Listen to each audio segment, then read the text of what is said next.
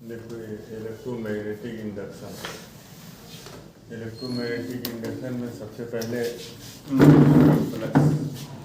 Magnetic flux क्या होता है। देखो अगर ये कोई अब ये कोई मान लो रिंग है, ठीक। अब इसको रखा गया है मैग्नेटिक फील्ड में, तो मैग्नेटिक फील्ड से तुमको पता है कि मैग्नेटिक फील्ड लाइनें निकलती हैं। मैग्नेटिक फील्ड लाइनें निकलती हैं। मैग्नेटिक फील्ड, ये मैग्नेटिक फील्ड बी में रखा गया है और इसका एरिया मान लो ए है। इसका एरिया ए स्क्वायर मीटर। अब मैग्नेटिक फील्ड जो है बी है। यूनिफॉर्म मैग्नेटिक फील्ड में इसको रखा गया है, ठीक। तो ये जो लाइन ऑफ फोर्स है इस पर्टिकुलर एरिया से जितनी लाइन ऑफ फोर्स क्रॉस करेगी, इस एरिया से जितनी लाइन ऑफ फोर्स क्रॉस करेगी वो मैग्नेटिक फ्लक्स कहलाएगा, ठीक है। तो मैग्नेटिक फ्लक्स क्या है? Number of lines of magnetic field, तो फील्ड लाइन भी कहते हैं। Crossing area A is known as magnetic flux. तो मैग्नेटिक फ्लक्स, अब देखो यहाँ ये मान लो ये सरफेस है, ये देखो, और ये देखो ये सरफेस है और यहाँ से मैग्नेटिक फील्ड लाइन ऐसे निकल रही है, ऐसे मैग्नेटिक फील्ड लाइन गुजर रही है ऐसे, ठीक। ये नॉर्थ पोल है, इधर से magnetic field line north pole से निकल रही है, बात समझ में आई। और ये देखो ये एरिया है, ये क्या है? ये एरिया है। इस एरिया से मान लो ये गुजर रहे मैग्नेटिक फील्ड लाइन, तो इसको हम एरिया वेक्टर कहते हैं। देखो ये एरिया वेक्टर है, इसके परपेंडिकुलर ये एरिया वेक्टर है, ठीक। और मैग्नेटिक फील्ड लाइन मान लो मैग्नेटिक फील्ड लाइन देखो ऐसे, मैग्नेटिक फील्ड लाइन ऐसे, ये मैग्नेटिक फील्ड लाइन दिखा रहा है डायरेक्शन, और ये मान लो ये ऐसे तिरछे, ठीक। तो अब देखो ये देखो एरिया वेक्टर किधर जा रहा है? इधर। एरिया वेक्टर देखो इधर जा रहा है, ठीक। और मैग्नेटिक फील्ड लाइन कैसे जा रही है? ऐसे जा रही है, ठीक। तो दोनों के बीच का एंगल मान लो थीटा है, ठीक। एरिया वेक्टर और मैग्नेटिक फील्ड के बीच का एंगल थीटा है, बस समझ में। तो अब देखो ये मान लो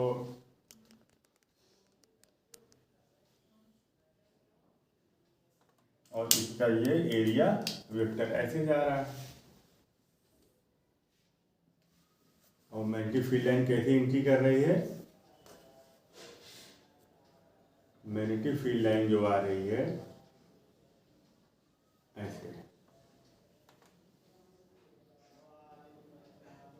ये मैग्नेटिक फील्ड का डायरेक्शन है, ठीक। और ये डायरेक्शन है एरिया वेक्टर का, बात समझ गए ना? हाँ। एरिया वेक्टर ये, एरिया वेक्टर इधर और मैग्नेटिक फील्ड इधर, दोनों के बीच एंगल थीटा, दोनों के बीच ये एंगल थीटा है, ये एंगल थीटा है, ठीक। तो जो मैग्नेटिक फ्लक्स होगा, मैग्नेटिक फ्लक्स जो होता है, ये मैग्नेटिक फ्लक्स ये स्केलर क्वांटिटी है। कौन सी क्वांटिटी है? स्केलर क्वांटिटी है। तो मैग्नेटिक फ्लक्स फाई ये स्केलर क्वांटिटी है, और ये भी वेक्टर है और ये भी वेक्टर है। दोनों वेक्टर का प्रोडक्ट होता है क्या? दोनों वेक्टर का प्रोडक्ट ये स्केलर क्या है? मैग्नेटिक फ्लक्स है। एम लिख दें ताकि ये जान जाओ कि ये मैग्नेटिक फ्लक्स है, इलेक्ट्रिक फ्लक्स नहीं है। तो दोनों का कौन सा ये डॉट प्रोडक्ट होगा ना? क्या होगा? दोनों वेक्टर का डॉट प्रोडक्ट होगा, ये कहलाएगा मैग्नेटिक फ्लक्स। अब ये क्या हो जाएगा, बी ए कॉस थीटा। अरे होने A cross B, A dot B क्या होता है, ए बी कॉस थीटा। जहाँ थीटा क्या है, angle between area vector and magnetic field. Theta is angle between area A and magnetic field B के बीच का ये क्या है, एंगल है। बात समझ में आई? तो यही है फ्लक्स है ये। ठीक, इसको हम इस तरह से भी लिखते हैं, देखो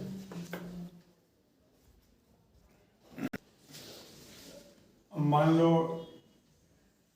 ये एरिया है, टोटल एरिया ए है, जिसके अंदर से मैग्नेटिक फ्लक्स क्या हो, मैग्नेटिक फील्ड लाइनें क्या हो रही हैं, एंट्री कर रही हैं। ठीक, ये मैग्नेटिक फील्ड लाइन में कोई एंट्री कर रही है।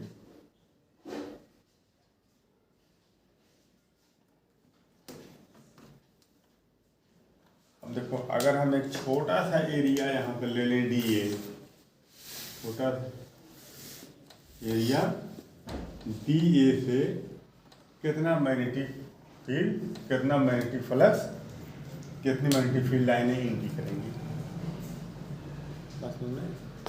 तो डी ए एरिया का जो मैग्नेटिक फ्लक्स होगा, डी ए एरिया से जो गुजरने वाला कुल electric field, magnetic field line magnetic flux कहलाएगा। तो ये मैग्नेटिक फ्लक्स कितना यहाँ से, इसका मैग्नेटिक फ्लक्स कितना होगा, ये भी स्मॉल होगा। मैग्नेटिक फ्लक्स क्या है, किसी पर्टिकुलर एरिया से पास होने वाला magnetic field line, number of magnetic field line. तो ये एरिया बहुत स्मॉल अगर लोगे तो मैग्नेटिक फ्लक्स भी क्या आएगा, बहुत स्मॉल आएगा। तो डी ए एरिया का मैग्नेटिक फ्लक्स मान लो डी फाई है। ठीक, डी ए एरिया का मैग्नेटिक फ्लक्स डी फाई है। ठीक, और ये मैग्नेटिक फील्ड क्या है, मैग्नेटिक फील्ड इसका बी है, यूनिफॉर्म मैग्नेटिक फील्ड में रखा गया है ये। ठीक, तो इतने एरिया का फ्लक्स कितना हो जाएगा, इतने एरिया का फ्लक्स हो जाएगा d phi is equal to B और इसका एरिया ए। ठीक ना, होगा ये मैग्नेटिक फील्ड बी में ये पूरा रखा गया है, और स्मॉल एरिया डी ए से जो फ्लक्स जो बाउंड हो रहा है वो कितना है, डी फाई है। तो डी फाई इक्वल टू क्या होगा, d phi equal to B d A. ठीक, डी ए बहुत छोटा एरिया है, छोटे बहुत कम एरिया से बहुत कम इलेक्ट्रिक फील्ड लाइनें गुजरेंगी। ठीक, तो ये अब इसको इतने एरिया से डी ए एरिया का मैग्नेटिक फ्लक्स इतना है, डी ए एरिया से बाउंड होने वाला जो मैग्नेटिक फ्लक्स है कितना है, डी फाई। तो पूरे एरिया से कितना मैग्नेटिक फ्लक्स पास होगा, इंटीग्रेट करेंगे। हाँ, magnetic flux of B through whole area A. ठीक ना, magnetic flux through whole area A. ये होल एरिया ए से कितना पास करेंगे, इसको क्या करेंगे, इंटीग्रेट कर देंगे। पूरा निकालने के लिए इंटीग्रेट कर देंगे, इसको इंटीग्रेट कर देंगे तो ये क्या हो जाएगा, फाई, और ये integration B dot d A ने बी डॉट डी ए। ठीक, और इसकी लिमिट कहाँ तक जो हो जाएगी, पूरा एरिया इसका ए है, तो इसकी लिमिट क्या होगी, 0 to a। हाँ, ए तक जाएगी लिमिट। ठीक है, ये तो अब इसको फाइव इक्वल टू, इसको हम लिख सकते हैं B A B d A cos theta. बोलो बी डॉट डी ए क्या हो जाएगा, B d A cos into theta हो जाएगा। ठीक, तो ये फाई कितना हो जाएगा, phi equal to B d A, phi equal to B d A cos theta. ये फार्मूला याद रहे, B d A cos theta. अब इसका डायमेंशन क्या होगा, इसका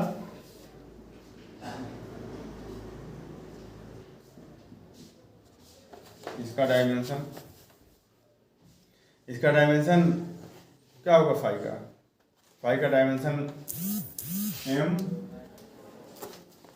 एल स्क्वायर और ए पर -1 पी पर -2 और ये इसका डायमेंशन हो गया। अब इसकी यूनिट क्या हो जाएगी, यूनिट ऑफ मैग्नेटिक फ्लक्स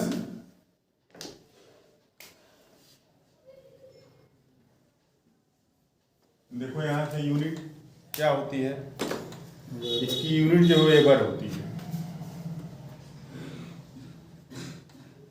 क्या होती है वेबर। इसको डब्ल्यू डी भी लिखते हैं वेबर, ठीक ना, CGS में है ये वेबर है ये, ठीक। इसकी एसआई यूनिट क्या है, वेबर है इसको। CGS में मैक्सवेल, हाँ 1 वेबर इक्वल टू कितना होता है, 1 वेबर इक्वल टू 1 गॉस, मैं बता रहे हैं गॉस का होता है ये 1 टेस्ला में लो, 1 टेस्ला इंटू 1 मीटर।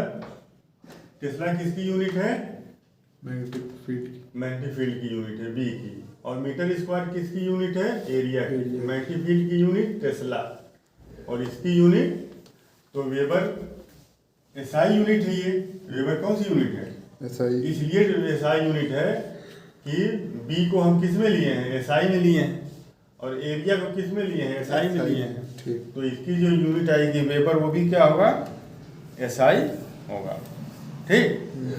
अब इसकी जो है इसकी जो सीजीएस यूनिट होती है वो मैक्सवेल होती है, सीजीएस यूनिट मैक्सवेल। ये एसआई यूनिट है, ये एसआई है, और सीजीएस यूनिट क्या होती है, मैक्सवेल,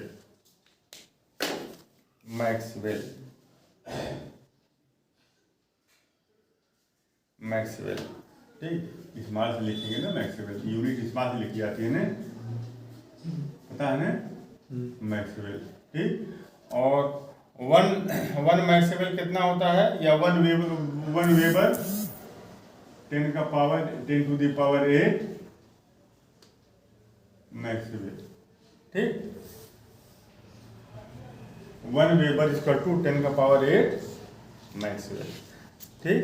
अब देखो फ्लक्स निगेटिव भी होता है और फ्लक्स पॉजिटिव भी होता है। फ्लक्स निगेटिव कैसे होगा, फ्लक्स पॉजिटिव कैसे होगा, इसको मिटा दें, हैं?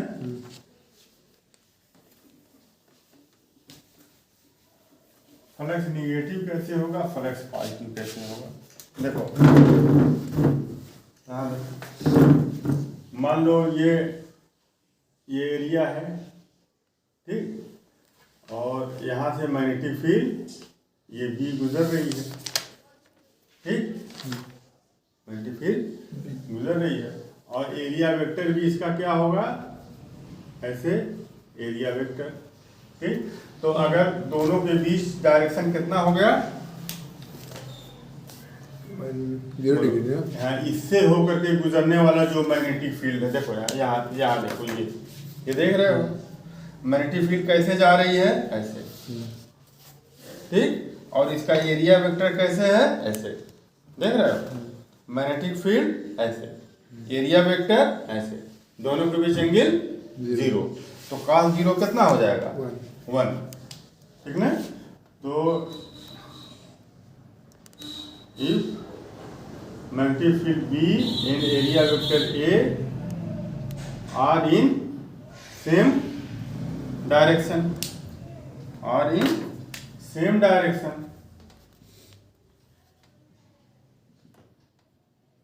then phi इक्वल टू कितना हो जाएगा, बी ए कॉस 0, cos 0 1 होता है, बी ए तो फाइव इक्वल टू बी ए, ये मैक्सिमम होगा, मैक्सिमम। और ये देखो पॉजिटिव होगा, क्या होगा, पॉजिटिव होगा ये, तो ये मैग्नेटिक फ्लक्स पॉजिटिव हुआ, ठीक, ये पॉजिटिव मैग्नेटिक फ्लक्स। और नेगेटिव मैग्नेटिक फ्लक्स क्या होगा, देखो नेगेटिव मैग्नेटिक फ्लक्स का मतलब, यहाँ देखो इलेक्ट्रिक फील्ड ऐसे जा रही है, मैग्नेटिक फील्ड, देखो जब मैग्नेटिक फील्ड ऐसे जा रही है, ऐसे ऐसे मैग्नेटिक फील्ड जा रही है, ऐसे मैग्नेटिक फील्ड ऐसे जा रही है, तो इससे पास होने वाला इलेक्ट्रिक फ्लक्स निकालो, इससे, इस सरफेस, बस समझ में, मैग्नेटिक फील्ड कैसे जा रही है, ऐसे, मैग्नेटिक फील्ड लाइन ऐसे जा रही है, और इस सरफेस से पास होने वाला इलेक्ट्रिक फ्लक्स निकालो, तो इस पर एरिया वेक्टर ऐसे हो जाएगा, हो गया। तो बी और ए के बीच एंगल कितना, 180 हो जाएगा। तो इस सरफेस से पास होने वाला टोटल इलेक्ट्रिक फ्लक्स है ना, तो यहाँ देखो इलेक्ट्रिक फील्ड लाइन कैसे हम दिखाए हैं, ऐसे मान लो बी, और एरिया वेक्टर, अरे मैं इसको ऐसे बना दूं, देखो ऐसे बना दूं, समझ में आ जाएगा।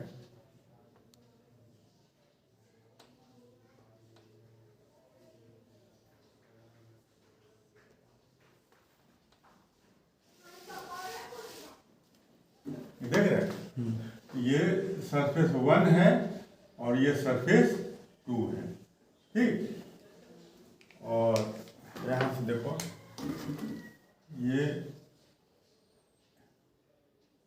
शेड कर दीजिए सर, ये बी है, ठीक,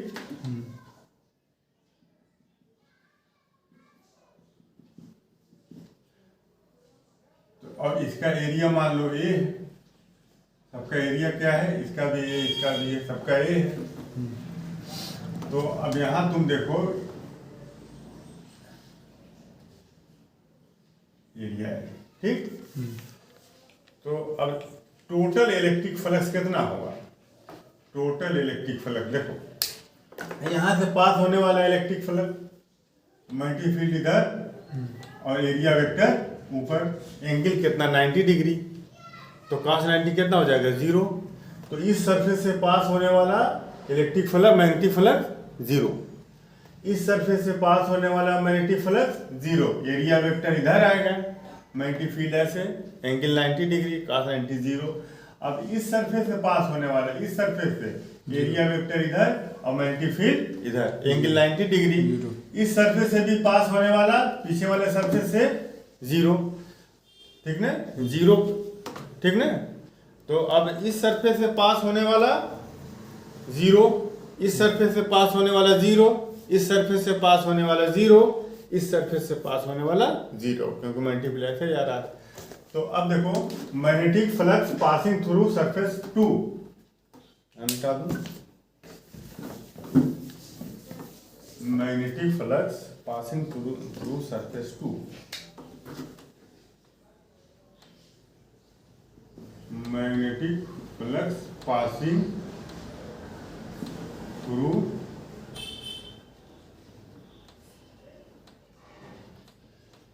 सरफेस 2 कितना हो जाएगा, मैग्नेटिक फील्ड बी है, बी ए cos, तो ये हो जाएगा बी फाई 2 कर ले इसको, बी ए cos 0, cos 0, दोनों का डायरेक्शन एक है, cos 0 1 हो जाएगा, ठीक हो गया। अब मैग्नेटिक फ्लक्स पासिंग थ्रू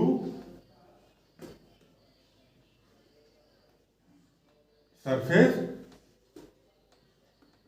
1, तो अब यहां देखो इस पर एरिया वेक्टर इधर होगा, देखो मैग्नेटिक फील्ड कैसे जा रही है ऐसे, और इस पर एरिया वेक्टर इधर होगा, एंगल कितना हो जाएगा 90 डिग्री, 180 है, हाँ 180, ये हो जाएगा बी ए cos 180, तो cos 180 कितना होता है -1, बी ए -1, तो -BA हो जाएगा। ठीक, तो यहाँ से पास होने वाला इलेक्ट्रिक यूनिफॉर्म इलेक्ट्रिक फील्ड में रखा गया है, मैग्नेटिक फील्ड में सारी, तो यहाँ से पास होने वाला टोटल फ्लक्स BA, यहाँ से पास होने वाला टोटल फ्लक्स, और साइड से जो पास होने वाला फ्लक्स है वो तो सब ऑलरेडी जीरो है, तो total flux passing through square करेंगे तो 0 हो जाएगा। पासिंग थ्रू क्यूब, ठीक ना, इस क्यूब से टोटल 5 इक्वल टू 5 प्लस 5 की जगह रखेंगे BA और प्लस 5 की जगह -BA। ठीक, तो BA -BA इक्वल टू कितना हो जाएगा 0, तो 5 इक्वल टू 0 हो जाएगा टोटल मैग्नेटिक फ्लक्स। ठीक, बात समझ में, इससे पास होने वाला टोटल मैग्नेटिक फ्लक्स कितना हो जाएगा 0 हो जाएगा। तो ये चीज है। फैराडे ने लगातार कई साल तक एक्सपेरिमेंट किया, किस बात पर, इस बात पर एक्सपेरिमेंट किया इस चीज़ के लिए कि जब इलेक्ट्रिक फील्ड किसी कॉइल में, किसी तार में जब फ्लो की जाती है तो उसके चारों तरफ मैग्नेटिक फील्ड बनता है। किसी भी कंडक्टर में जब इलेक्ट्रिक फील्ड फ्लो होती है तो उसके चारों तरफ मैग्नेटिक फील्ड बनता है। ठीक, तो फैराडे ये सोचा कि इसका अपोजिट भी होना चाहिए, कि इलेक्ट्रिक फील्ड, इलेक्ट्रिक करंट अगर मैग्नेटिक फील्ड अगर प्रोड्यूस कर सकता है तो मैग्नेटिक फील्ड इलेक्ट्रिक करंट भी प्रोड्यूस कर सकता है। इस पर इसने कई साल तक लगातार प्रैक्टिकल किया। ये कॉइल ले लिया उसने, ठीक, कॉइल से इसने मीटर जोड़ दिया, मीटर जोड़ने के बाद एम्पियर मीटर, और एक मैग्नेट लिया, मैग्नेट को अगल बगल जो है घुमाया, दाएं बाएं लेफ्ट में, तो कोई बहुत अच्छा उसको रिस्पांस नहीं मिला।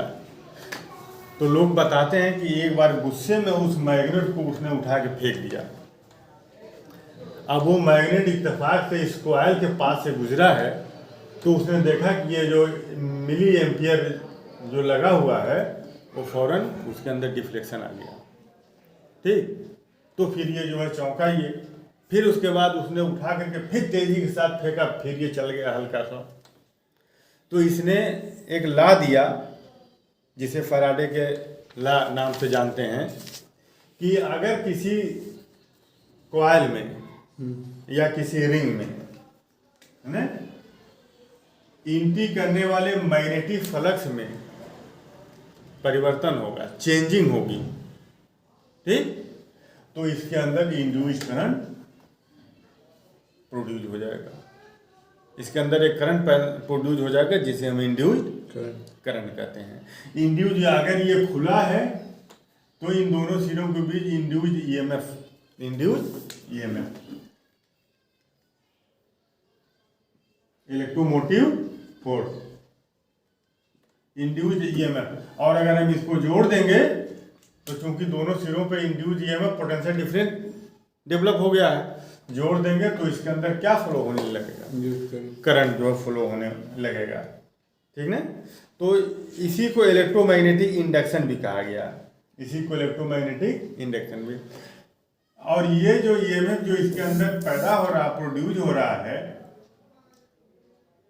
अगर आप उस मैग्नेटिक फील्ड या फील्ड लाइनें जो इसके अंदर इंटी कर रही हैं उसके अंदर जो चेंजिंग है बहुत ज़्यादा स्पीड से अगर चेंजिंग करोगे तो ये देखा जाएगा कि यहाँ देखा गया कि ईएमएफ जो प्रोड्यूस हो रहा है वो उसकी इंटेंसिटी बढ़ गई। अगर ये जुड़ा हुआ है तो करंट बढ़ जाएगा।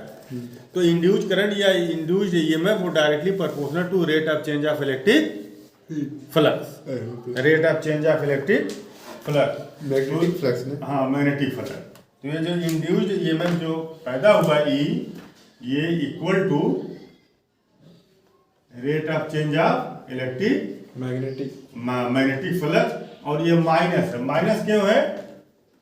ये जो है ये अपोज करता है ना, ये जो इलेक्ट्रिक फील्ड जो इसके अंदर जो पैदा हुई है ये रेट ऑफ ये चेंज ऑफ फ्लक्स का क्या कर रहा है, करता है, अपोज करता है, चेंज ऑफ फ्लक्स का अपोज करता है, ठीक ना। इसी को लेंज का लॉ भी कहते हैं, लेंज का लॉ भी कहते हैं। क्या कि जो इंड्यूस्ड ईएमएफ जो प्रोड्यूस हो रही है वो हमेशा उस कारण का विरोध करती है, अपोज करती है जिसके कारण वो बनी है, हमेशा उसका क्या करेगी, अपोज करेगी। तो ये इंड्यूस्ड ईएमएफ ये जो उत्पन्न हुआ, देखो ये क्यों उत्पन्न हुआ, क्यों पैदा हुआ है, rate of change of flux से। तो ये रेट ऑफ चेंज, ये चेंज ऑफ फ्लक्स का ये क्या करेगी, अपोज करेगी। ये जो इंड्यूस करंट जो इसमें या इंड्यूस ईएमएफ जो इसमें जनरेट हुआ है इसके अंदर, इसको वायरिंग मैग्नेटिक फील्ड में रखने पर इंड्यूस ईएमएफ जो इसके अंदर जो प्रोड्यूस हुआ है वो इंड्यूस्ड ईएमएफ फ्लक्स के चेंजिंग का क्या करेगी, अपोज करेगी। तो इसलिए इसको यहाँ पर क्या लगा दिया गया, निगेटिव लगा दिया गया। तो ये आ गया, ये 1 टर्न का है, ये जो इलेक्ट्रिक मैग्नेटिक इंड्यूस्ड ईएमएफ जो प्रोड्यूस हुआ है d∅/dt, ये 1 टर्न का, 1 टर्न ये कॉइल है, मतलब ये तार 1 टर्न लपेटा गया है। अगर नंबर ऑफ टर्न जो है, if number of turn off coil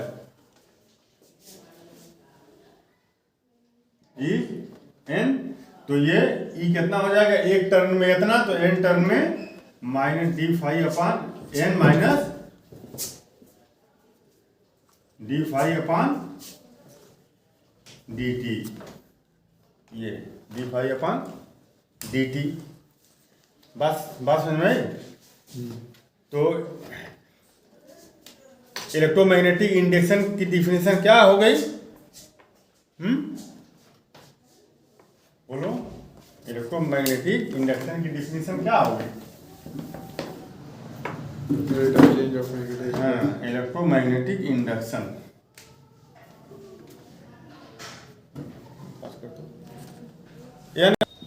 phenomena of production of induced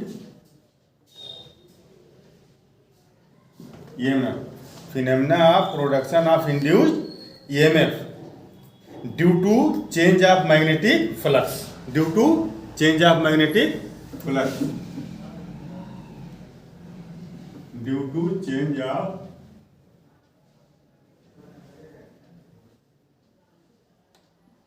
magnetic flux, due to change of magnetic flux. ठीक, अब वो मैग्नेटिक फ्लक्स इससे, किस मैग्नेटिक फ्लक्स के चेंज होने से, जो मैग्नेटिक फ्लक्स इस रिंग के एरिया से जुड़ा हुआ है उसमें चेंजिंग होने से, इसमें बाकी इधर अगर फील्ड लाइनें जा रही हैं, इसके इस सब के चेंजिंग से कोई फर्क नहीं पड़ेगा, इसके अंदर जो एंट्री कर रहा है उसमें चेंजिंग होनी चाहिए। ठीक, अब इसके अंदर जो चेंजिंग हो रहा है दो तरह से, एक तो जो तरीका ये है कि मैग्नेटिक फील्ड अगर घट जाएगी तो ये एंट्री करने वाला मैग्नेटिक फील्ड लाइन भी जो घट जाएगा, ये तो फिर एरिया, या तो फिर एरिया कम बेसी करो इसको, ऐसे ऐसे ऐसे ऐसे, ठीक ना। तो किस मैग्नेटिक फ्लक्स के चेंज होने से, linked with closed circuit, linked with closed circuit, इसको क्या कहेंगे, is called electromagnetic induction, is called electromagnetic induction, electromagnetic induction.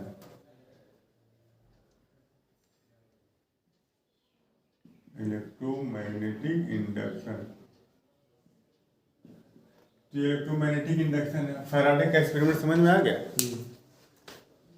ये इलेक्ट्रोमैग्नेटिक इंडक्शन रहा। इसके बाद law of electromagnetic induction, law of electromagnetic induction, law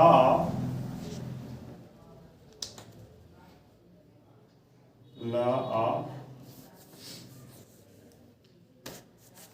electromagnetic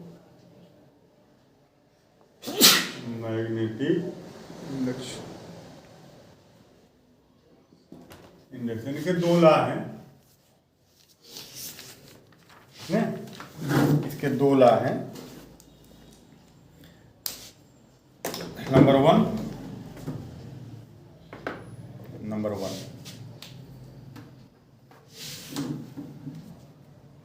एक लाख क्या दे रहा है, दूसरा लाख क्या दे रहा है, ठीक ना। पहला जो है फैराडे का लॉ है और दूसरा लेंज का लॉ है। पहला फैराडे लॉ है, दूसरा लेंज लॉ है। फैराडे लॉ, फैराडे लॉ, ठीक ना। और दूसरा क्या है, लेंज लॉ, लेंज लॉ। ये दो लॉ है। अब फैराडे लॉ क्या है, फैराडे लॉ के बारे में जानते हो कि जब किसी कॉइल को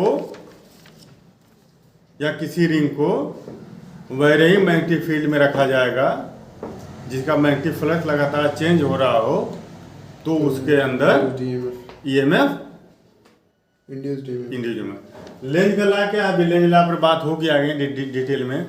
लेंज लॉ ये बता रहा है कि जो इंड्यूस्ड ईएमएफ है हमेशा उस वजह का, उस कारण का है ना अपोज करता है जिसके कारण वो खुद बना है। ठीक, तो ये बात समझ में आ गई दोनों। जी। तो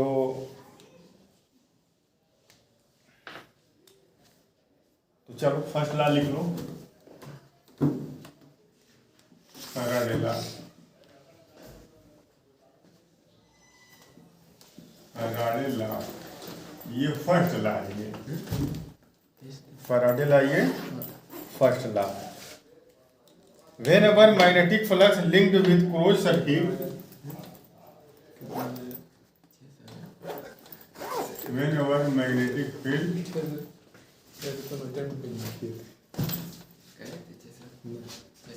whenever magnetic field, magnetic flux linked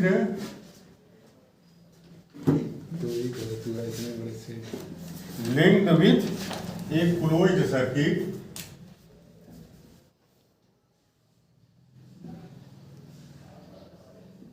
whenever a magnetic flux linked with closed circuit, ये क्लोज सर्किट है, इसके अंदर जो मैग्नेटिक फ्लक्स इंडी कर रहा है, ठीक ना, चेंजेज। अगर चेंज होगा तो क्या होगा, whenever magnetic flux linked with closed circuit changes, तो EMF is produced, EMF is produced, EMF is produced, ठीक ना। This phenomena is called electromagnetic induction। चल ठीक।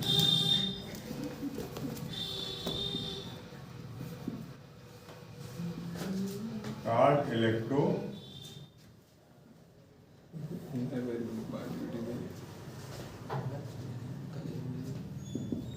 देखो ये फर्स्ट लॉ है, law of electromagnetic, law of electromagnetic induction. दूसरा law क्या है, सेकेंड लॉ, बोलो second law. Magnitude of induced EMF,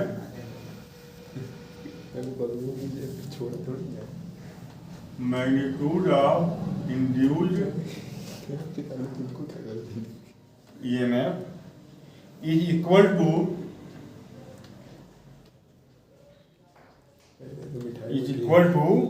rate of change of magnetic flux, rate of change of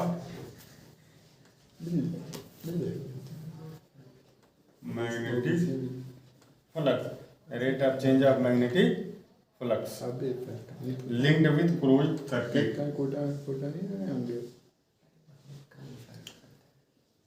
linked with closed circuit। तो induced EMF E equal to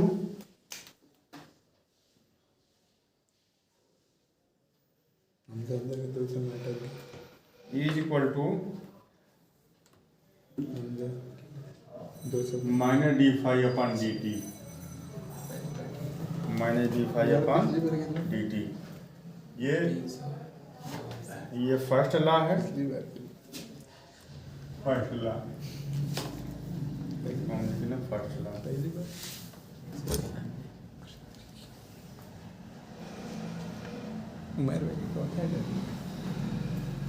first law 3 साल drop हो गया और ये second law. 3 drop लिए ना, 3 साल नहीं 2 साल ड्रॉप बीएससी करे।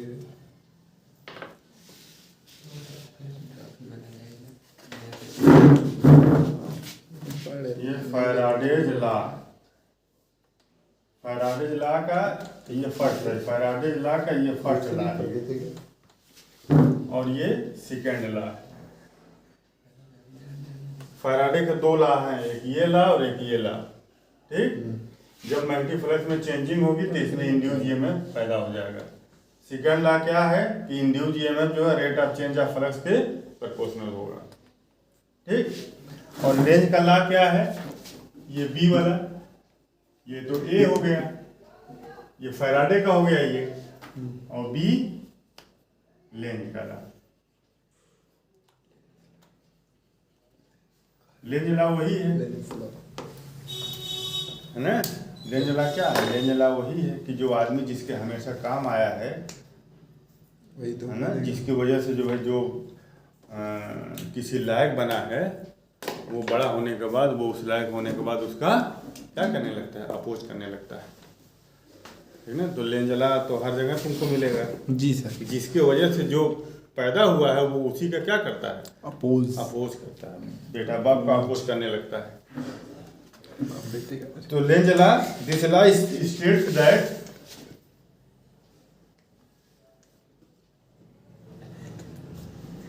बोलो, लेंज लॉ क्या है कि इलेक्ट्रोमैग्नेटिक इंडक्शन जो है हमेशा उस कारण का विरोध करती है, अपोज करती है जिसके कारण वो बनी हुई है। तो दिस लॉ स्टेट दैट, ठीक ना। तो अब जब ये अपोज कर रही है तो ये जो निगेटिव लगाया गया है, निगेटिव यहाँ देखो, ये जो निगेटिव लगाया गया है लेंज लॉ इसी में छुपा हुआ है। यस। ई जो है d phi upon d t का क्या कर रहा है, अपोज कर रहा है। माइनस लगा है ना, तो ये जो माइनस लगा है ये लेंज लॉ को ये बता रहा है ये। ठीक, state the direction of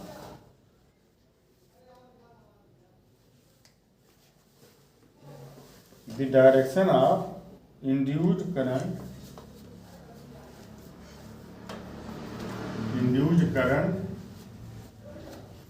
the direction of induced current is such that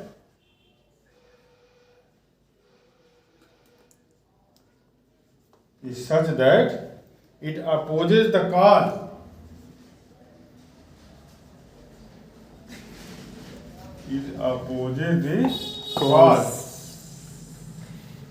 उस कारण का अपोज करेगी विच प्रोड्यूस इट,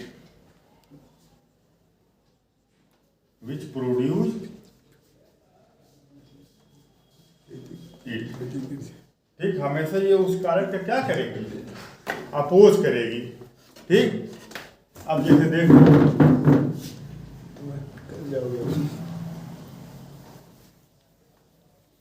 देखो मान लो ये मैग्नेट है,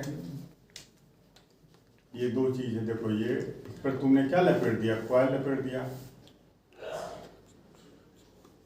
और ये मान लो मैग्नेट है, मैग्नेट का मान लो ये नॉर्थ है। देखो इधर इसको समझ लो, ये देखो ये मैग्नेट का ये नॉर्थ है। तो इसको अगर हम इधर लेकर के आएंगे, देखो अगर इसमें कॉइल लपेटें, करंट अगर एंटी क्लॉकवाइज अगर फ्लो होगा तो ये नॉर्थ बनेगा, करंट एंटी क्लॉकवाइज फ्लो होगा तो ये नॉर्थ बनेगा। बात समझ में आई? करंट एंटी क्लॉकवाइज फ्लो होगा तो ये नॉर्थ बनेगा, और क्लॉकवाइज फ्लो होगा तो ये साउथ बनेगा। बनेगा, एंटी फील्ड बनेगी ना, जी ये सर। साउथ बनेगा। तो देखो यहाँ अब अगर हम इसको इधर लेकर के आए, इधर लेकर के आए, तो अभी जब इनको तेजी के साथ इधर लाएंगे तो इसके अंदर एंटी करंट में एंटी फ्लक्स क्या होगा, बढ़ेगा, चेंज होगा। क्या होगा, चेंज होगा। तो जब चेंज होगा तो दोनों के बीच क्या प्रोड्यूस हो जाएगा, ईएमएफ, दोनों को अगर मिला दिया जाए इंड्यूस्ड करंट फ्लो होगा। अब ये इंड्यूस्ड करंट उस डायरेक्शन में फ्लो होगा कि वो इसके इधर आने का अपोज करेगा। यस। तो इधर अपोज, इसको जब ये इधर आ रहा है तो इसका अपोज कैसे होगा, जब ये क्या बन जाए, नॉर्थ बन जाए। Yes sir. नॉर्थ को रिपेल करेगा। तो अब जब यहाँ पर नॉर्थ बन जाएगा तो नॉर्थ क्यों बनेगा, जब करंट कैसे फ्लो हो, एंटी क्लॉकवाइज करंट फ्लो हो, तो तब ये नॉर्थ बनेगा। ठीक। तो अगर ये इधर आएगा, ठीक, तो ये इसके इधर आने का अपोज करेगा। इंड्यूस करंट क्यों पैदा हो रही है, क्योंकि इसके इधर आने से इंड्यूस करंट पैदा हो रही है, इधर आने से, करीब आने से, जो इसमें फ्लक्स परिवर्तन हो रहा है, तो ये नॉर्थ बन जाएगा। ठीक। अब ये अगर इधर जा रही है तब क्या होगा, अब जब ये यहाँ पर आ गया तो इसके अंदर फ्लक्स एंट्री कर गया ज्यादा से ज्यादा। अब ये अगर दूर जाएगा तो क्या होगा, फ्लक्स कम होगा। तो फ्लक्स में परिवर्तन होगा। तो अब ये फ्लक्स में परिवर्तन होगा तो इंड्यूस्ड ईएमएफ अब फिर प्रोड्यूस होगा।